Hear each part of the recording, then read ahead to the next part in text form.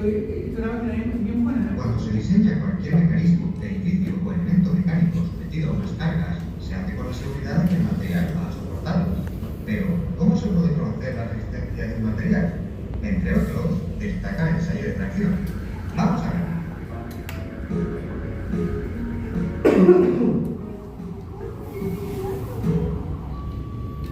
Hola, amigos de la ciencia y la tecnología. Bienvenidos, ingeniosos. En el vídeo de hoy vamos a aprender en qué consiste el ensayo de tracción y qué información nos aporta acerca de un material. El ensayo de tracción es un ensayo simple pero muy completo y consiste en producir un alargamiento estirando y traccionando una probeta del material que vamos a analizar. Estas probetas tienen una geometría normalizada, siendo las cabezas mucho más anchas que la zona central. La probeta se sujeta en la máquina de tracción, agarrando las cabezas con unos cordazos, y entonces la máquina aplica un desplazamiento a una velocidad controlada, separando las cordazas.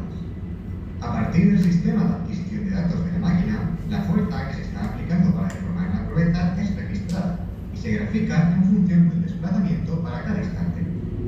La gráfica fuerza-alargamiento obtenida es algo parecido a esta, donde podemos distinguir dos zonas diferenciadas: un crecimiento inicial lineal de la fuerza con el alargamiento y una segunda zona en la que se alcanza un máximo y después la fuerza cae. Vamos a observar la evolución de la probeta durante el ensayo. Esta cuenta inicialmente con una longitud calibrada, donde la sección es constante. Conforme avanza el ensayo, la longitud se incrementa y la fuerza aumenta.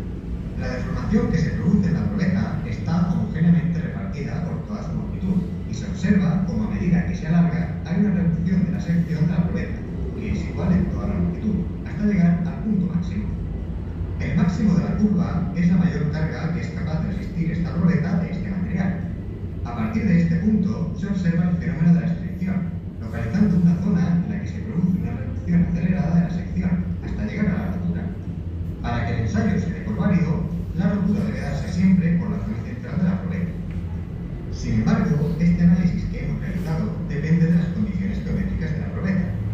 Si ésta tiene una sección inicial mayor, obviamente va a resistir una fuerza máxima mayor, por lo que necesitamos trabajar eliminando el factor geométrico de la probeta.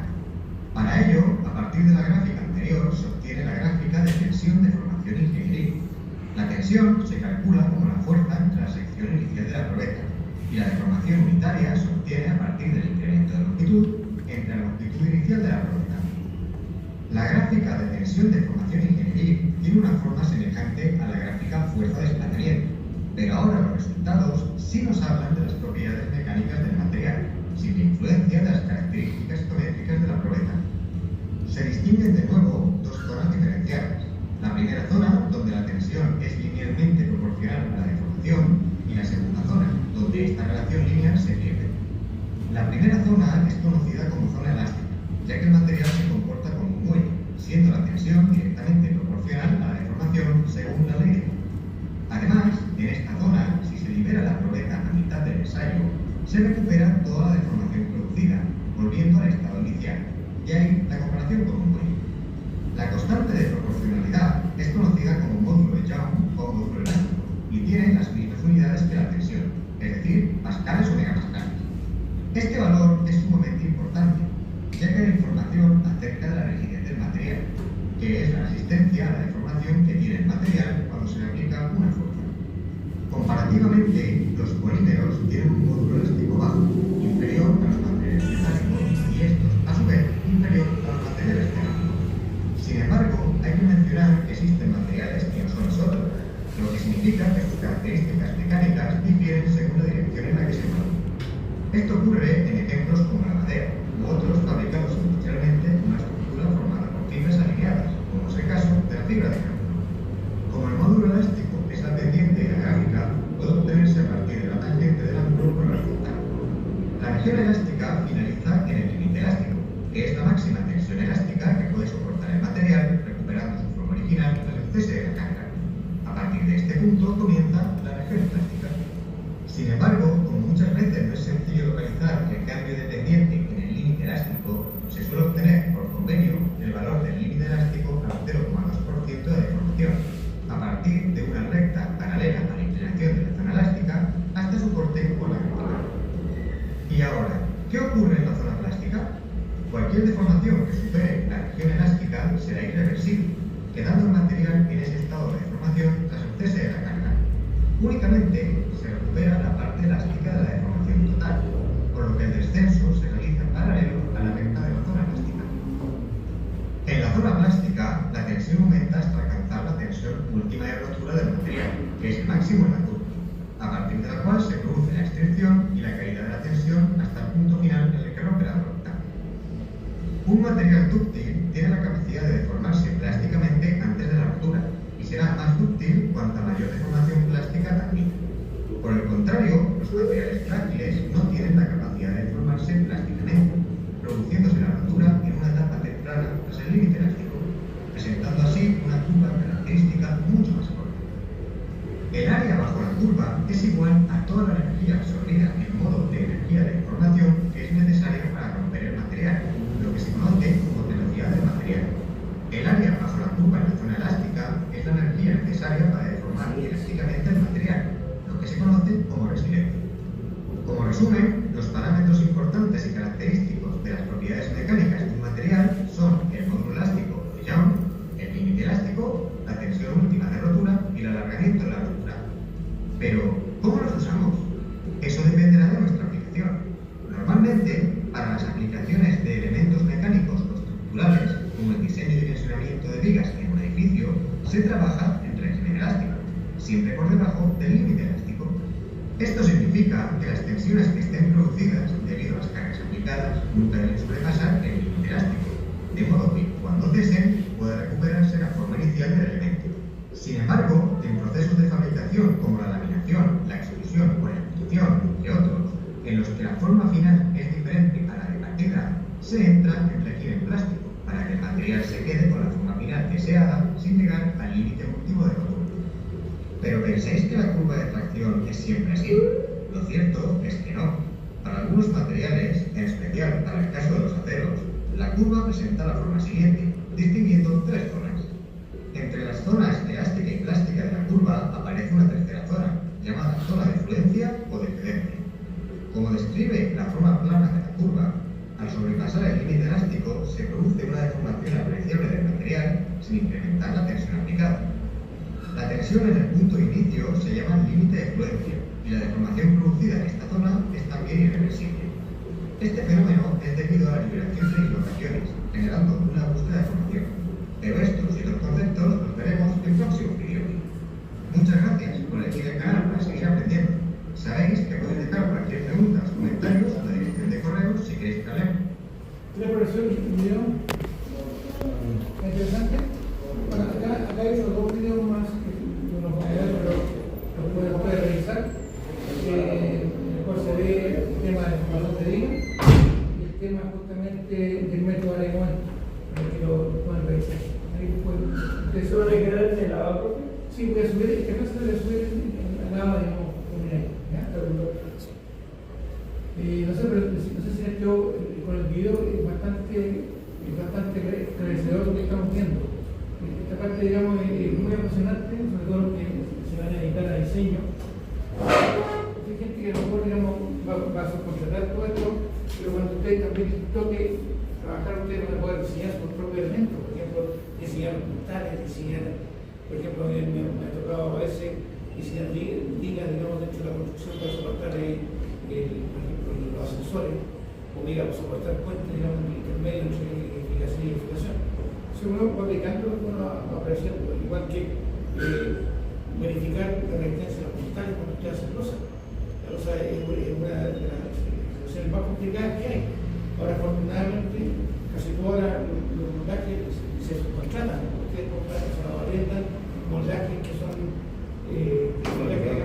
metálicos, que la misma empresa que es lo que hace, llega a usted el plan determinado, el verificado, que no haya falla. Pero antes se trabajaba con cuartones, con madera. ¿Todavía lo hacen? Sí, todavía lo hacen. Por eso digo es importante, sobre todo si ustedes están a cargo de una obra, y que vean, no se preocupen. Yo he visto cuando tiene una taja rehabilitada, hospitales. En el caso de eso, la cuestión es que hay que pensar lo siguiente, ya por la cosa, hay días que están trabajando, están verificando la deformación se está bajando, se está colocando cuñas, y la gente que cae colapsa la losa con los dedos abajo. Se puede hacer, pero la negligencia es responsabilidad única del administrador de obra. Usted va a ser administradora, se tiene que pensar eso. Van a tener justamente gente en su cargo. Entonces, si se mete el viejo abajo, tiene que estar seguro de que lo yo de hecho cuando salí, yo siempre me metía de abajo para estar junto con los dientes y viendo cómo se estaba volviendo el asunto. Es peligroso. Yo cuando trabajé en la Delta, hace muchos años atrás, y se estaba construyendo el Hotel Kayak, no sé si ustedes vieron el Hotel Kayak, está ahí en Kennedy, antes como tiene forma de transbordador. Cuando construimos se nos cayeron todos los años. La losa se terminó de donar, se sintió un ruido raro, a arrancar, y la losa se colapsó con hacia abajo, cayeron los montajes. Alexa, que era la empresa que estaba ahí, estaba haciendo nada central, le cayó la misma losa. Entonces, es una empresa grande, no estamos hablando de empresas pequeñas. Entonces, es una necesidad.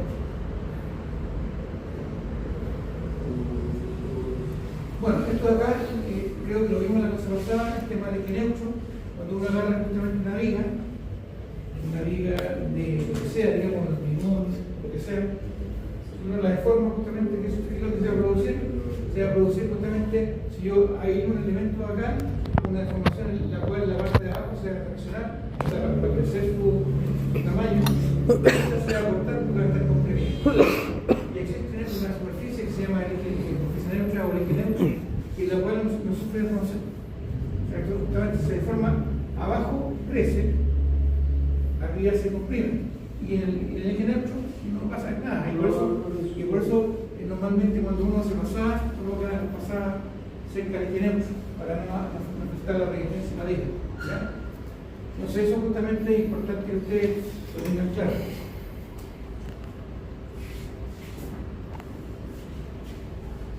¿Ejemplo de esas perforaciones en la viga están en el equineucho? Está un poquito más arriba del equineucho, porque lo que pasa es que esta viga trabaja en combinación con la losa.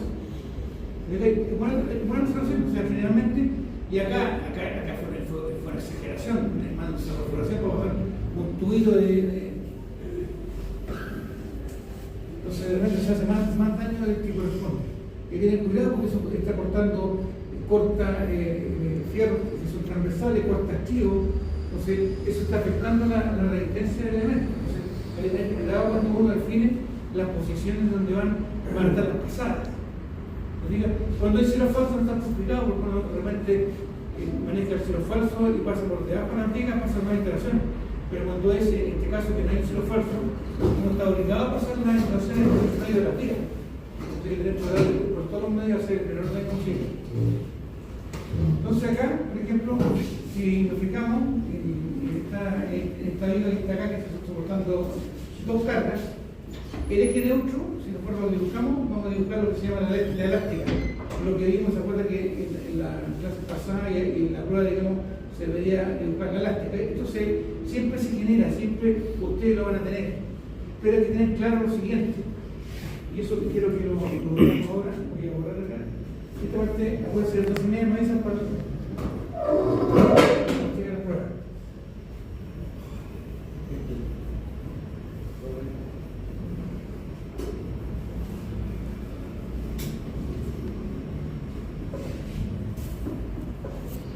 Imagínense lo siguiente, que yo tengo una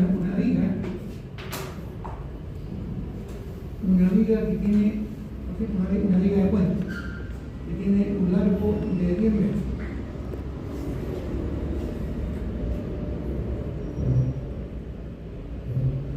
Aquí está sometida, por ejemplo, una carga puntual al medio, como una carga de peso. Lo primero que hacemos nosotros, ¿se acuerdan que, recordando un poco lo que hemos aprendido hasta el momento, trazamos la línea, la ubicación, y que lo que hacíamos justamente, teníamos la liga y dibujábamos la elástica, por ejemplo. Si la carga está al medio, la deformación máxima de dónde va a estar Al medio. Entonces acá, supongamos que estos son 5 metros, 5 metros acá, 5 metros acá.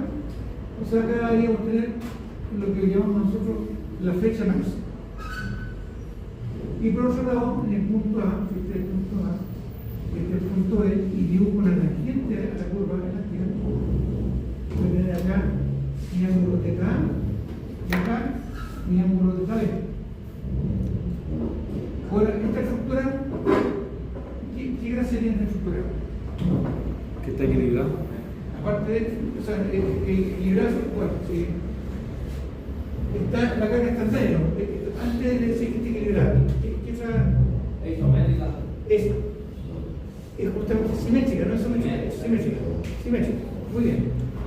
Es simétrica, por lo tanto, si es simétrica,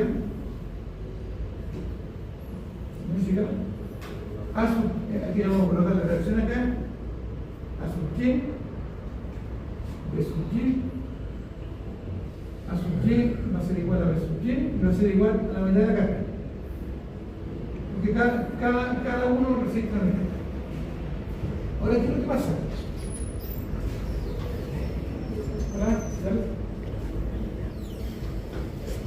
Los códigos establecen lo siguiente. Estamos hablando de los códigos. Aquí estamos hablando del código ACI de 18, por ejemplo. O está trabajando con la ordenanza general de urbanismo y construcción. ¿Qué es lo que establece? La fecha máxima tiene que ser menor o igual, que para el caso más sencillo, a la luz partido por 360.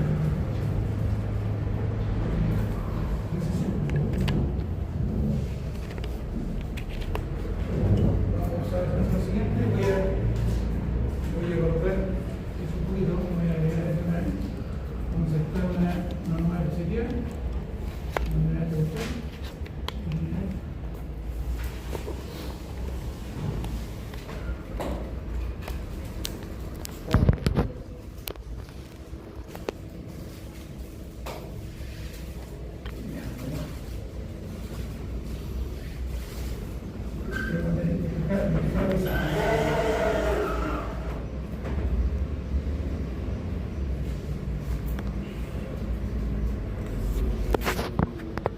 Imagínense lo siguiente, voy a calcular la fecha máxima, L partido por 360. ¿La longitud cuántos son? 10 metros. Y para llegar a los centímetros, tengo que entregarlo por 100 para llegar a los centímetros. Partido por 360. Justamente se nos da 1000 dividido por 360. ¿Cuánto nos da eso? Creo que son 360 aquí equivalen, sé que es de la fórmula, pero aquí equivale. Lo que pasa es que los códigos ya, esto lo tienes estudiado, dependiendo del tipo de construcción que tú hagas. Por ejemplo, si hay una construcción habitacional, es una construcción, por ejemplo, de primera necesidad, o puede ser una central nuclear. Estos colores van a ser cada vez más, o sea, la fecha máxima que se soporta para la construcción tipo de edificación. La fecha máxima es L partido por 360. ¿Eso qué significa? Si yo trabajo con la fecha menor, imagínense que, mira, ¿esto cuánto le dio? 2,7 centímetros aproximadamente. Eso significa que en una viga de 10 metros ustedes van a anotar una pequeña flecha de 2,7 centímetros. Imagínate que eso no tuviera límite y me dan una flecha de 20 centímetros. ¿Una qué, bro? Una flecha. La flecha es, esta es la flecha, la deformación de la viga. Cuando tú agarras la carga y se deforma, esto es la flecha. Ah, a eso se llaman cuando ponen moldaje las losas que lo hacen en contraflecha. Justamente. En los moldajes de hormigón uno trabaja al revés. Uno tiene la contraflecha porque uno sabe que sí, pero va a bajar, pero producto de qué. Voy a colocar el acabado piso, la sobrelosa, los muebles, y eso son cargas que no están en la construcción. Eso se van a colocar después de que se comience a llegar. Por lo tanto, esa fuerza que es lo que hace, la contraflecha la va a comenzar a interesar y en teoría debería quedarse. ¿Ya? Entonces, ¿qué es lo que pasa? Los códigos le limitan a ustedes el valor de la ¿cómo se llama? De la fecha.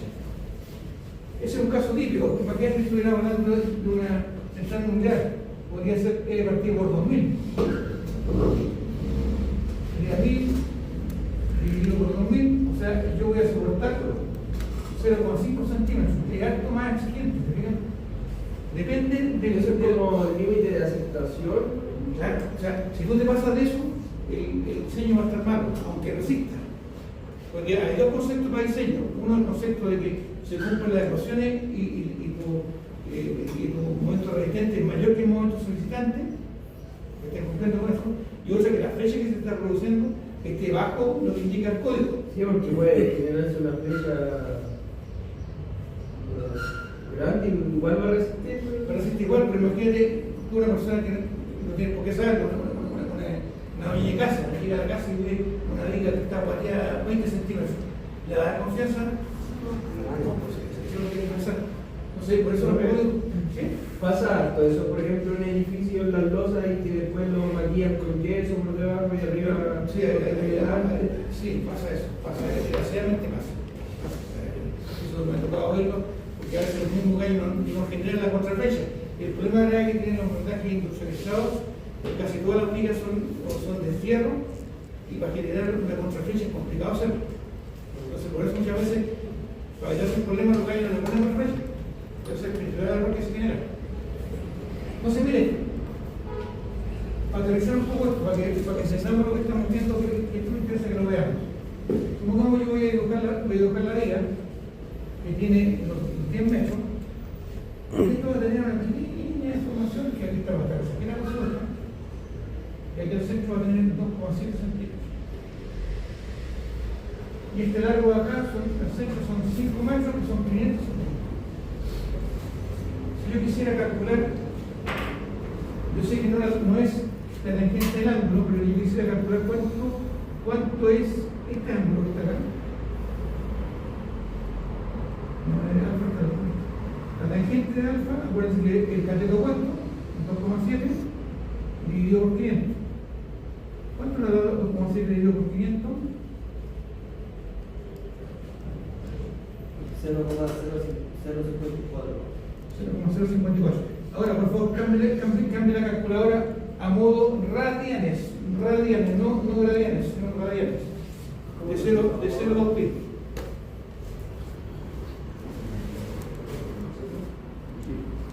Tangente a la menos 1 de 0,0054.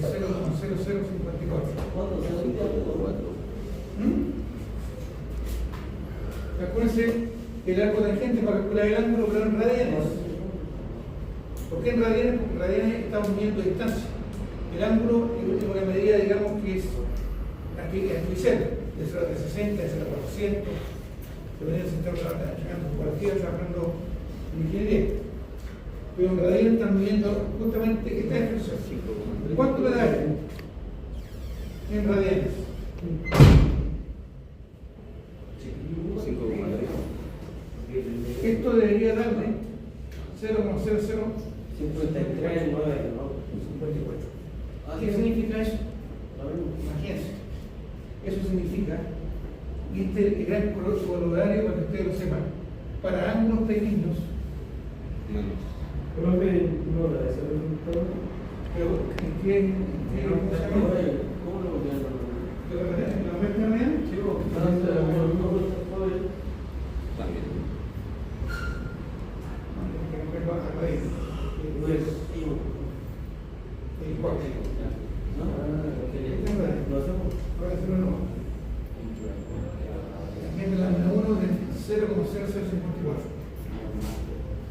Entonces, para ángulos pequeños,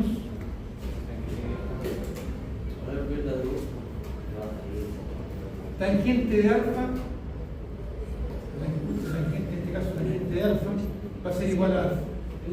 Esa es la primera cosa que ustedes deben saber. Nosotros estamos trabajando con deformidades pequeñas y el valor de la tangente somos asimilar que igual al ángulo. Porque los valores que estamos trabajando son muy pequeños. Acuérdense que estos son radianes.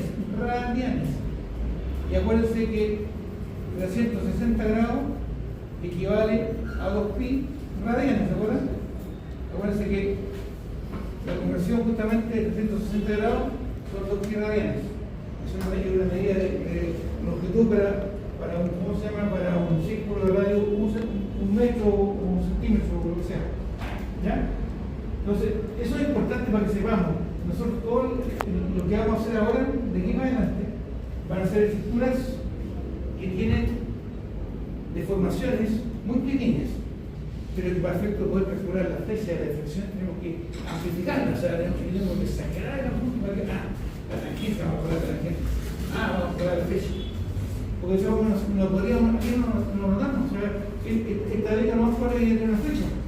Pero para poder determinarla, yo digo, agarra la linza allá, la linza acá, pasa de 5 centímetros y mide el centro, ¿cuánto está abajo? Ahí lo pueden siempre, o con un nivel, ¿sí? Una consulta bien simple, de eso se trata la prueba que vamos a tener, de calcular la fecha.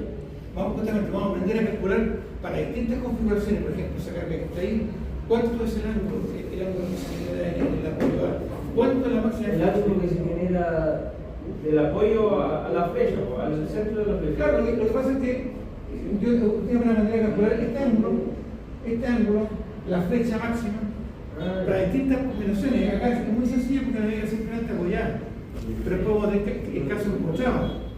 Imagínense el caso empotrado. Voy a borrar un poquito por acá. No, me gusta que ustedes comiencen a experimentar esto. Miren si tengo una liga empotrada. La liga empotrada, cuando se deforma, ¿cómo se deforma la liga empotrada? Se deforma así. Ahí para abajo. ¿El ángulo cuánto va a ir el ángulo acá? No No hay ángulo, por parte de cero. O sea, si este es ángulo y el θ es nada, es igual a cero. Entonces uno va aprovechando las condiciones de frontera. Entonces, ahí es importante el conocimiento de las vigas y de los elementos para poder determinar los valores de la flecha. La última consulta, soy un bien productor yo. ¿Te importa no? ¿Vamos a trabajar con vigas de hormigón y acero o...? Vamos a trabajar indistintamente con vigas de cualquier material.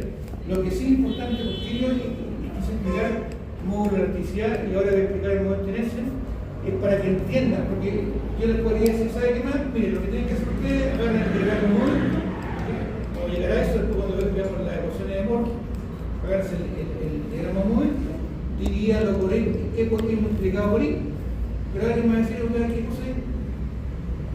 ¿Qué cosa es sí? Y es válida la pregunta. O sea, yo creo que, porque justamente cuando me dicen, pero ¿qué cosa es? ¿Módulo de electricidad? ¿Pero qué es módulo de electricidad? Por lo menos acá ustedes se están dando cuenta, aunque sea un par muy superficial, de lo que es un módulo de electricidad. El concepto, Ese es el punto, digamos, hacia lo que pregunta esto. O sea, esto de acá, a mí me interesa que les llegue como cultura general y lo incentiven justamente pensando más a futuro si se quieren dedicar a este diseño. ¿Ya? No sé si quedó claro. Lo primero y más importante de todo, los ángulos con los cuales vamos a trabajar son muy pequeños. Entonces, por lo tanto, si yo quiero calcular la tangente de alfa, yo sé que la tangente de alfa, como el ángulo muy pequeño, va a ser igual a alfa. O sea, no tengo que calcularla. Obviamente, si sacaron 45 grados, no puedo hacer eso. Pero los ángulos son tan pequeños, imagínate, para la fecha máxima, el ángulo me da igual. Obviamente, si yo estoy haciendo un diseño, puedo sacar con fechas más menores esa para cumplir con el diseño. ¿Ya? No sé si quedó claro. Perfecto. Entonces, lo que vamos a hacer ahora, voy a seguir con la presentación. Con miel.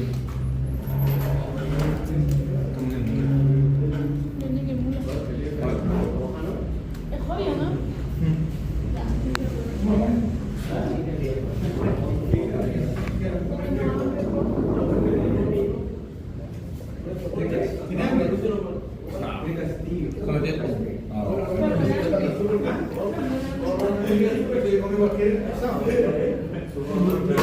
Qué bueno el teléfono.